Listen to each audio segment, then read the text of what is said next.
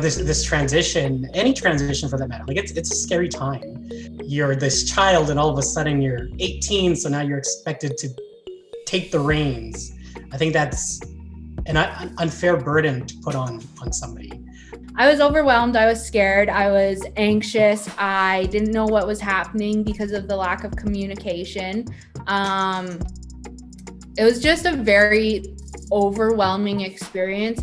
When I was 19 and I got diagnosed, it didn't mean I was ready to take all that on. I very much did need my parents there, and my mom was there with me every step of the way. Probably the most frustrating was just the whole pushing of that my mom wasn't needed in my healthcare and that it was all me. They were just constantly like, oh, but you're an individual, you're 19, you're an adult, this is all on you now. And I was like, but my mom needs to be there, and they just weren't listening. We're all people. That number 18 does not change anything. We're all people, we're all scared, and information is overwhelming. So be more aware of what that person is going through. Because like I said, just because they're 18, it doesn't mean a whole lot. I'd only been on the transplant list for 3 months, and I got a call at midnight for the gift of life. And of course I took it. I did the 3-hour drive, and I was first up for the kidney, and oh yeah, you're getting a CMV cadaveric kidney, and you're CMV negative.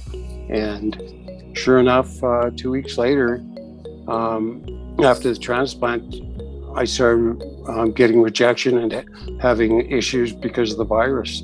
It was really difficult for me to accept that this was over, and I didn't know what was ahead of me. And I felt actually kicked to the curb when my care from transplant to dialysis, after now 25 years of almost hemodialysis and never missing a treatment, I've learned to adapt and accept it. But the first part of the dialysis was very difficult. It's just like, okay, here's your day, your numbers are there. You've got to start the first day, and the transition is maybe the care team that you see at the beginning, and they're trying their very best. But we all know what a hurried environment it is. Peer support, I think, is a very big part of it. Right from the very beginning, whether you're a dialysis patient or doing the transplant, the workup.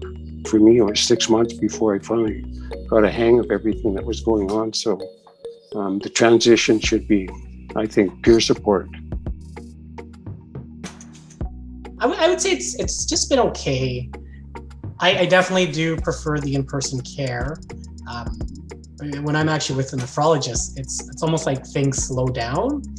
So on the phone, it's been very systematic. It's like boom, boom, boom. Okay, see you in 6 months, or I'll talk to you in 6 months, right? It's gone much quicker than it is when you're in there.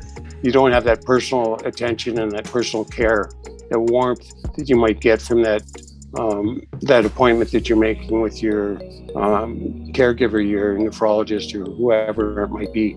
For a while there, I was not doing the best mental health-wise, and I'd have my kidney transplant Zoom appointments every 3 months, and they didn't see that I was losing weight, I was upset, I had anxiety or all that, because it's over video.